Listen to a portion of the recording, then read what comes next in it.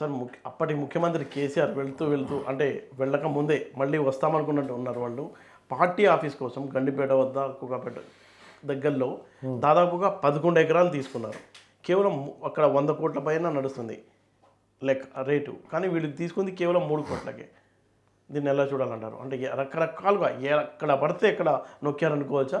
అవకాశం ఉన్నది. కోకాపేటలో 154 survey number land నాదే. ఈరోజు 70 కోట్ల ఎకరం పలుకుతుంది అక్కడ. 70 కోట్ల ఎకరం, 50 కోట్ల ఎకరం అని చెప్పినా కానీ 11 ఎకరాలకు ఎంత అవుతుంది? 70-80 కోట్లు అవే దాన్ని నువ్వు 3 కోట్లకు తీసుకున్నావు. పార్టీ ఆఫీస్కు ప్రభుత్వం తరఫు నుంచి నీకు 3 ఎకరాలు ఇక్కడ ఇవ్వడం జరిగింది. అవును. ఇచ్చిన తర్వాత అలా భవనం కట్టుకున్నాము.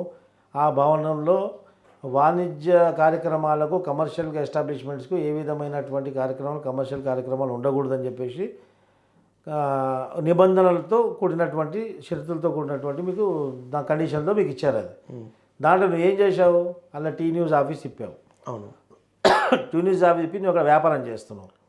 బయట హోటల్ కూడా పెట్టినట్టున్నారు. నిబంధనలను ఉల్లంఘించావు. అదొకటి జరిగిందా?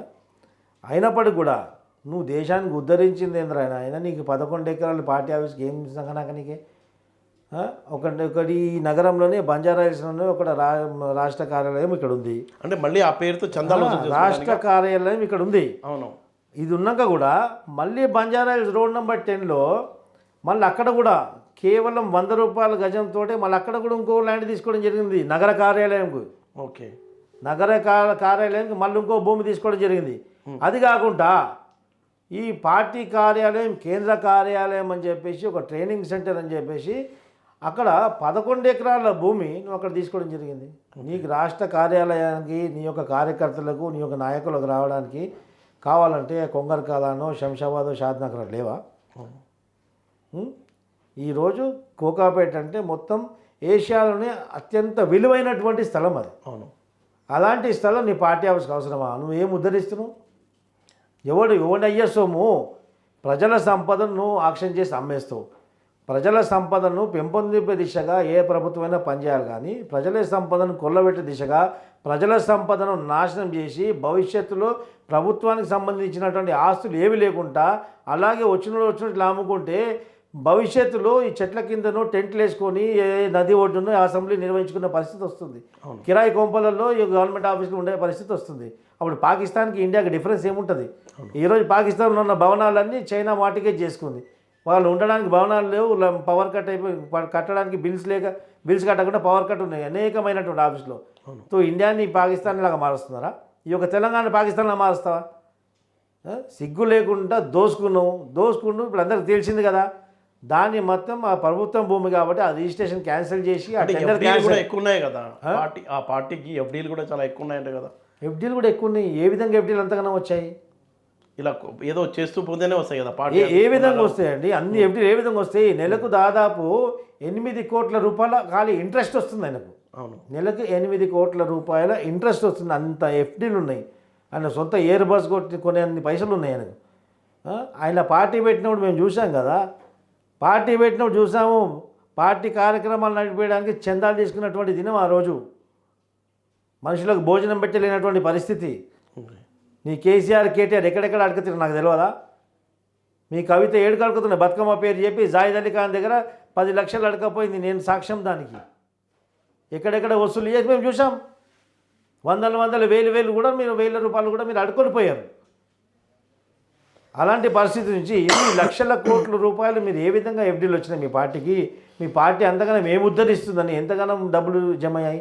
అది ఓకే, అది ఈడీ చూసుకుంటుంది, దానికి ఇన్కమ్ ట్యాక్స్లు చూసుకుంటారు. అది పక్కన పెడితే ప్రజల సొమ్ము తీసుకోవడానికి కారణం ఏంది? ఓకే.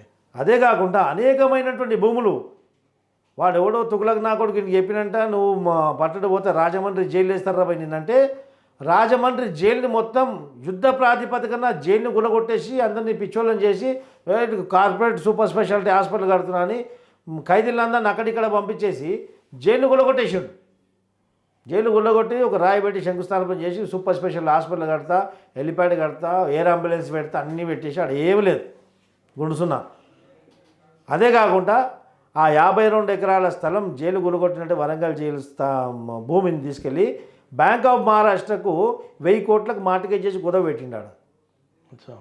ఆ యొక్క ఫార్మాలిటీ చూసినటువంటి ఒక మహారాష్ట్రకు చెందినటువంటి ఒక వ్యక్తి వాడిని తీసుకొచ్చి సెక్రటరియట్లో పర్సనల్ సెక్రటరీ కింద 1,00,000 జీతం ఇచ్చి అపాయింట్ చేసుకున్నాడు.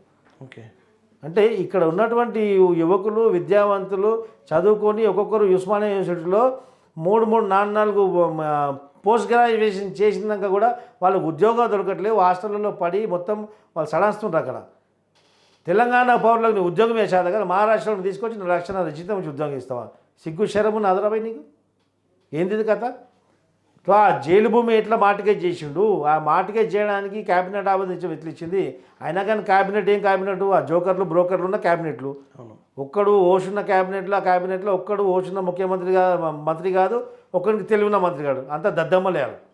అంతా జోకర్ల క్యాబినెట్. అది కాలు మొక్కటోడు మూతులు నాకటోళ్ళు క్యాబినెట్లో ఉండే. ఈ మన రాజ్యం నడిచింది. కానీ ఇప్పుడు వచ్చినటువంటి ప్రభుత్వం ఏం చేస్తుంది? ఎవరిని అడిగి మార్టిగేజ్ చేసినవరా భయం అని చెప్పేసి గుజుకు రావాలా? ఈ 11 ఎకరాలు నువ్వు ఎవరినడిగి తీసుకున్నావు? ఎవనయ్యే భూమి? 100 రూపాయలు నీకు ఎవడు ఇవ్వన్నాడు? దానికి ఎవడు ఒప్పుకున్నాడు? అఖిలపక్ష సమావేశం పెట్టినావా? క్యాబినెట్ సరే, రేపు 100 రూపాయలు గజంలాగా నువ్వు అలా తీసుకున్నావు కదా, రేపు నేను నా తెలుగుదేశం పార్టీ తరఫు నుంచి నేను కూడా ఒక అప్లికేషన్ ఇస్తాను, నా పార్టీకి కూడా 10 ఎకరాలు ఇవ్వమని చెప్పేసి. 200కి ఇవ్వండి, వానికి 100కి ఇచ్చారు కదా, మాకు 200కి ఇవ్వండి. సరే 500కి ఇవ్వండి, చూద్దాం. 500 రూపాయల గజంలా మా పార్టీకి 11 ఎకరాలు కాదు 5 ఎకరాలు ఇవ్వమని చెప్పండి. ఆ పార్టీకి ఇవ్వచ్చు, మా పార్టీకి ఇయ్యరా? ఆ పార్టీకి ఇచ్చి మా పార్టీకి ఇవ్వనప్పుడు నేను ఎందుకు కోరుకుంటా? న్యాయ పోరాటం చేస్తాను. ఖచ్చితంగా నేను తెలుగుదేశం పార్టీకి 5 ఎకరాల భూమి ఇవ్వాలని చెప్పేసి నేను కోరుతా. ఇప్పుడు కేసీఆర్కి 100 రూపాయలకి ఇచ్చారు కదా, నాకు 500కి ఇవ్వమని నేను కోరుతా. ఇవ్వనప్పుడు కారణం చూపించాలి. నాది పొలిటికల్ పార్టీ ఎట్లా కాదు, ఆయన పొలిటికల్ పార్టీ ఎట్లా అవుతుంది? ఇప్పుడు కాంగ్రెస్ గవర్నమెంట్కి మీరు డిమాండ్ చేస్తారు. నేను డిమాండ్ చేస్తాను. రేపు పొద్దున్నే మేము లెటర్ పంపిస్తానికి చీఫ్ సెక్రటరీకి లెటర్ పెడతా, ఎండార్స్మెంట్ చేయించుకొని వస్తా. ఆ తర్వాత నాకు జవాబు ఇవ్వాలి వాళ్ళు. నేను ఇంకా రేట్ ఎక్కువ అడుగుతున్నా కదా, ఆయనకు 100 రూపాయల గజంలాగా ఇచ్చారు కదా, నాకు 500 రూపాయల గజంలాగా ఇవ్వండి. ఆయనకు 10 ఎకరాలు 11 ఎకరాలు ఇచ్చారు కదా, నాకు 5 ఎకరాలు ఇవ్వండి. ఇంకా వీలైతే ఇంకా తక్కువనే ఇవ్వండి, కానీ 500 రూపాయలకు నాకు ఇవ్వండి. చూద్దాం, ఇస్తారేమో చూద్దాం. అంటే ఎక్కడ పోతుంది ప్రభుత్వం ఇది? ఇవన్నీ రోజు ఒక స్కాము. కేసీఆర్ చేసినటువంటి రోజు ఒక స్కామ్ బయటకు వస్తుంది.